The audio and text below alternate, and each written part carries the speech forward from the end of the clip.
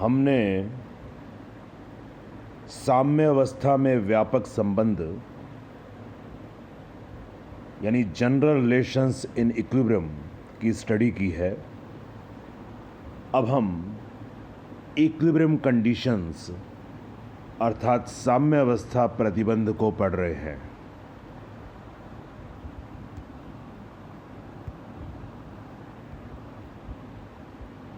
हमने देखा था कि अगर दो सिस्टम्स ए और ए dash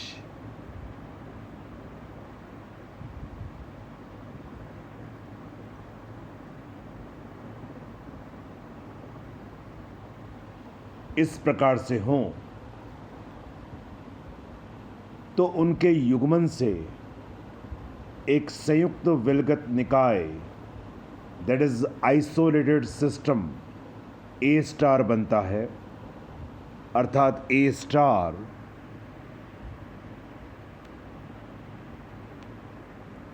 equals to a plus a dash.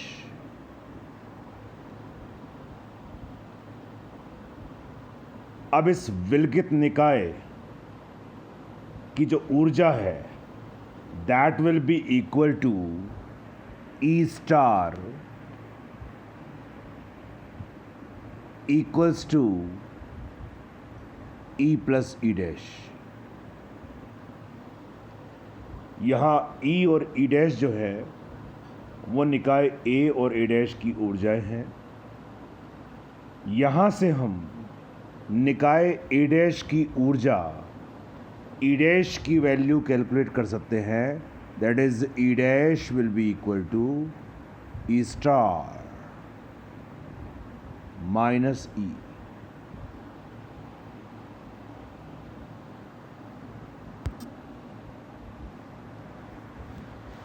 अब संयुक्त निकाय ए स्टार के लिए अभिगम्य स्तरों की संख्या को यदि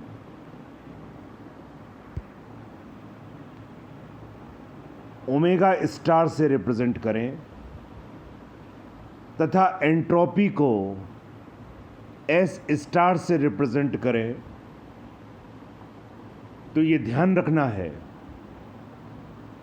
कि जो संयुक्त निकाय की एंट्रोपी होगी दैट इज एस स्टार वह ई और एक्स अल्फा का फंक्शन होगी। That is S star will be in such a way that S star is function of E and X alpha. Similarly, अभिगम्य स्तरों की संख्या ओमेगा स्टार इस प्रकार से होगा। This omega star will be in such a way that omega star is again function of E and X alpha.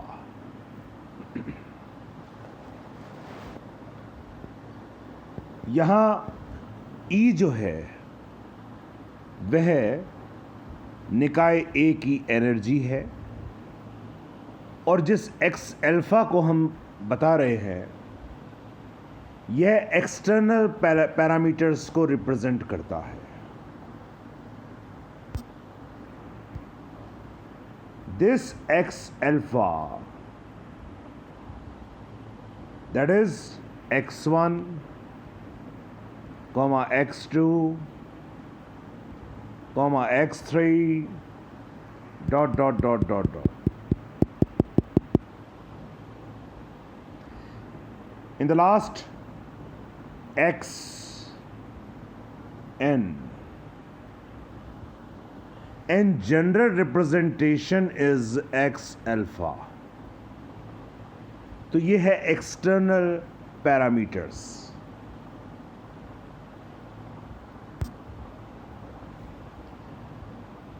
तो इस प्रकार से यदि संयुक्त निकाय की एंट्रोपी एस स्टार व अभिगम्य ऊर्जा स्तरों की संख्या ओमेगा स्टार को हम रिप्रेजेंट करना चाहें तो वो इस प्रकार से इन दोनों फार्मूलाज के द्वारा रिप्रेजेंट की जाएंगी। अब हम बात करते हैं इक्विलिब्रियम कंडीशंस की।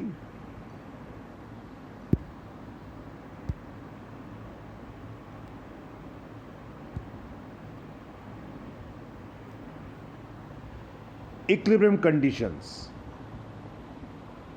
Again, there are two systems.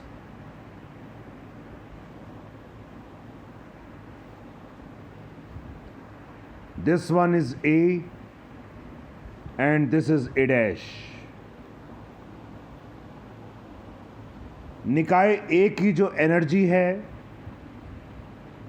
This is E और निकाय A डैश के लिए E डैश।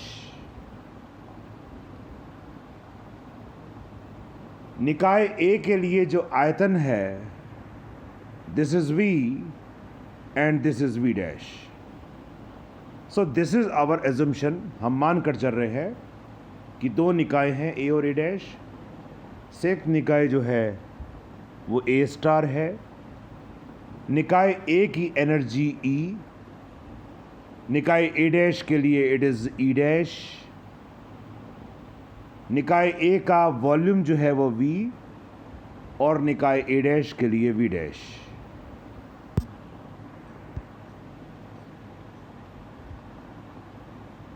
संयुक्त निकाय की जो एनर्जी है दिस इज E स्टार।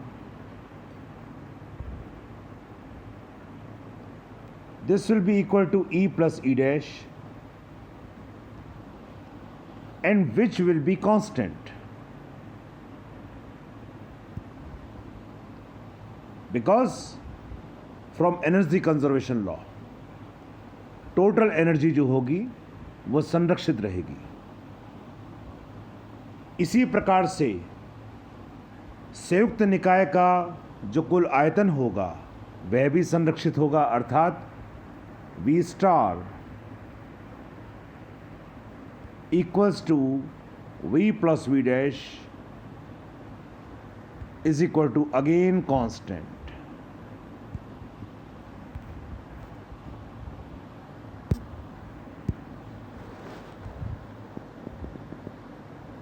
माना निकाय A में जब आयतन परास V तथा V प्लस डेल V के मध्य है। निकाय A के लिए सपोज जो वॉल्यूम की रेंज है this is in between V and V plus del V।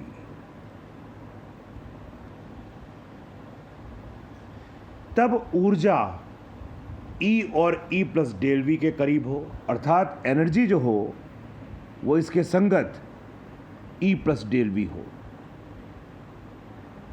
This is E plus del E।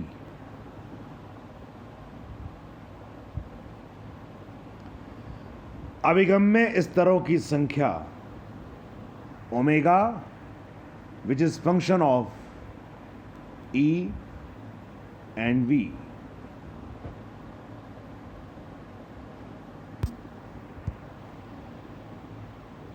दूसरे निकाय A डैश के लिए जो आयतन की रेंज है वो V डैश और V dash plus del V dash की रेंज में है। एनर्जी जो है वो E dash and E dash plus del E dash की रेंज में है।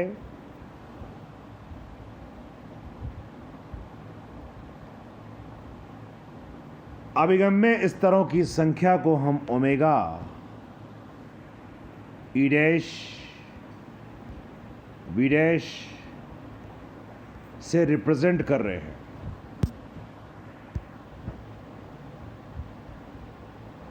तो प्रायिकता के सिद्धांत के अनुसार संयुक्त विलगित निकाय A स्टार की कुल अभिगम्य स्तरों की संख्या का मान omega star which will be function of E star, V star, that will be equal to omega EV and omega dash E dash V dash.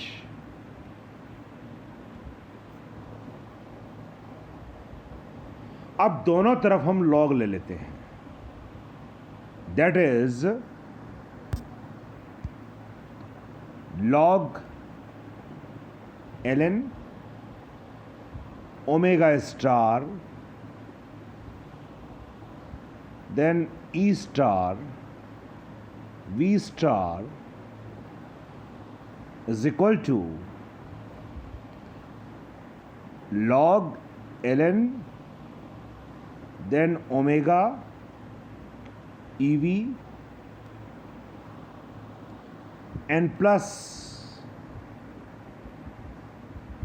log omega dash E dash V dash. This is equation number, suppose, 4.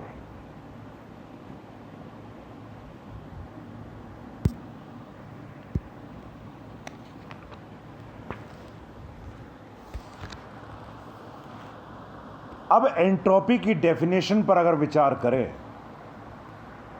तो S is equal to K log omega E and V. तो ये clear हुआ कि S star will be equal to S plus S dash.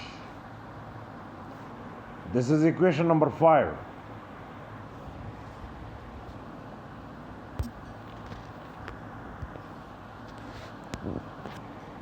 जब दोनों निकाय परस्पर अन्योन्य क्रिया करेंगे तो दोनों निकाय साम्यावस्था की ओर अग्रसर होंगे, जब तक कि संयुक्त निकाय की एंट्रोपी अथवा अभिगम्य स्तरों की संख्या अधिकतम न हो जाए. अतः इक्विलिब्रियम की कंडीशन में, संतुलन की अवस्था में, S star will be equal to S star max. Similarly, omega star is equal to omega star max. This is equation number 6.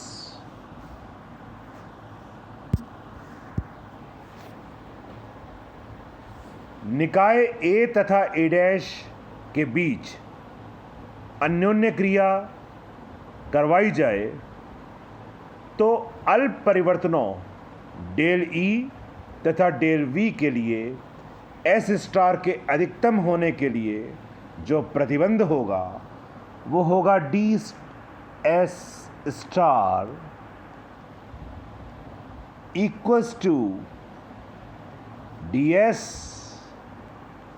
Plus DS dash equals to 0. यानी कहने का अभिप्राय ये हुआ कि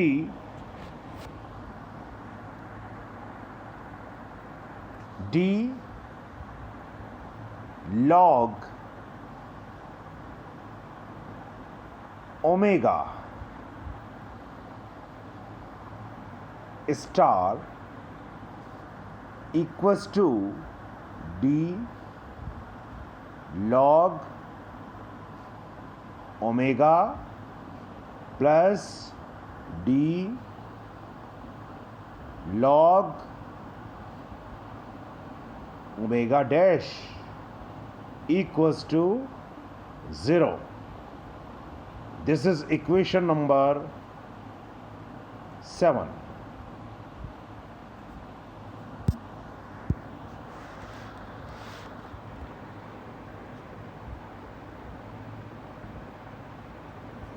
लेकिन जो log ओमेगा हम यूज कर रहे हैं वो एक्सटर्नल पैरामीटर v और एनर्जी का फलन है, इसलिए आंशिक अवकलन यदि कर दिया जाए तो d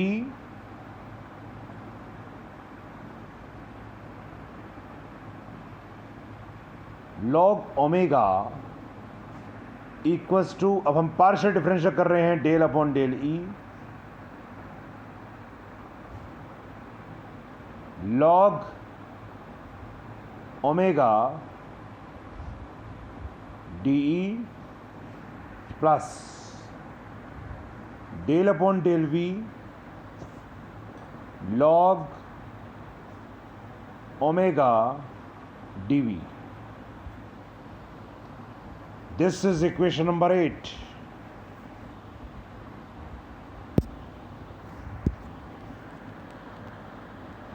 But beta, this is well known quantity, is equal to del upon del E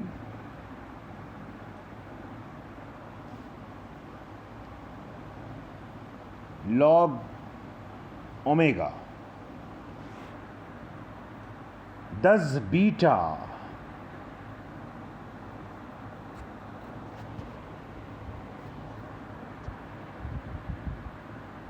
P bar will be equal to del upon del V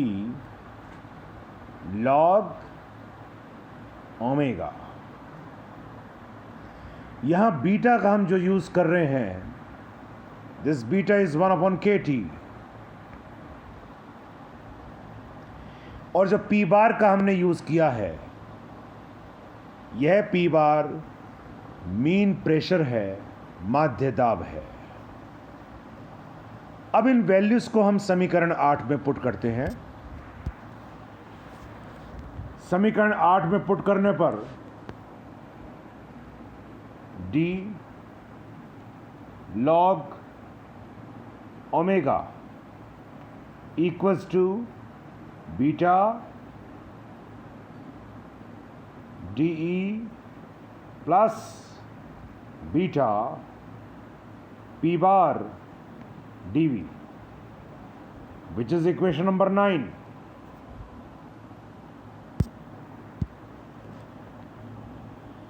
इसी प्रकार दूसरे निकाय ए डैश के लिए यदि हम लिखें तो ये हो जाएगा D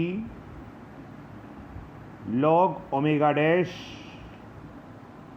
equals to beta dash D E dash plus beta P bar D V dash. Equation number 10.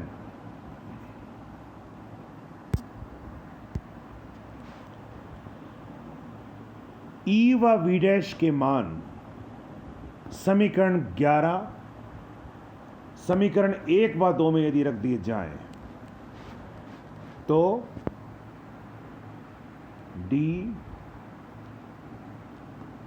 log omega dash equals to minus beta dash D and then E star minus E plus beta P bar D and then V star minus V.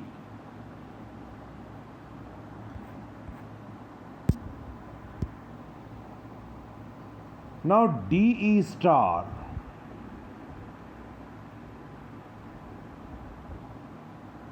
equals to 0 and dV star is also 0. Therefore, d log omega dash equals to minus beta dash and then dE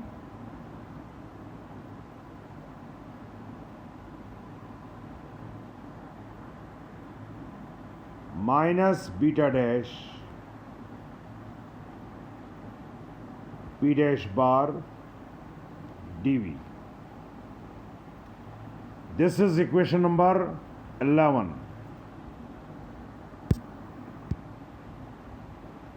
अब समीकरण 9 व 11 को समीकरण 7 में रख दीजिए। समीकरण 9 और 11 को समीकरण 7 में रखने पर बीटा माइनस बीटा डैश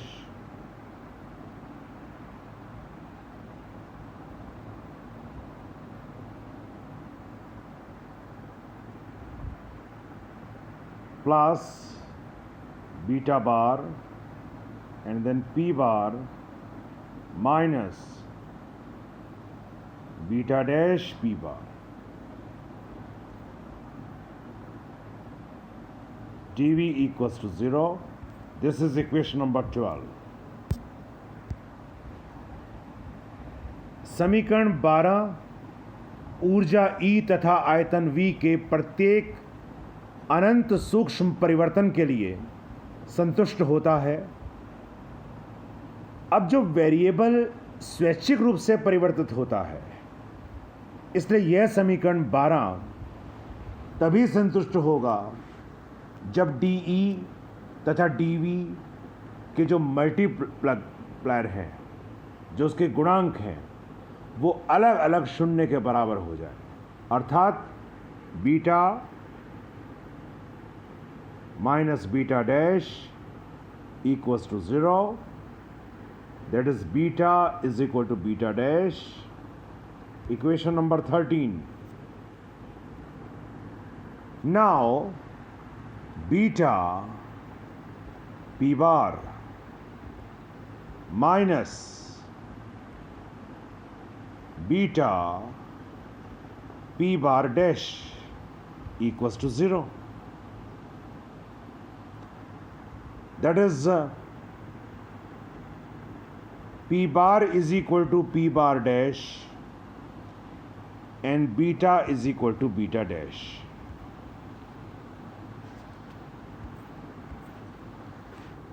ये हमें रिजल्ट्स प्राप्त होते हैं। इन रिजल्ट से ये स्पष्ट हो रहा है कि जब दो निकाय परस्पर इंटरेक्शन करते हैं तो साम्यावस्था तभी प्राप्त होती है जब beta is equal to beta dash हो जाए अथवा पी बार, जिसका हम यूज कर रहे हैं, पी बार डैश के इक्वल हो जाए। अर्थात संतुलन अवस्था की स्थिति पर दोनों निकाय के ताप एवं माध्य जो दाब होंगे वो बराबर होंगे। ये प्रतिबंध साम्यावस्था के प्रतिबंध कहलाते हैं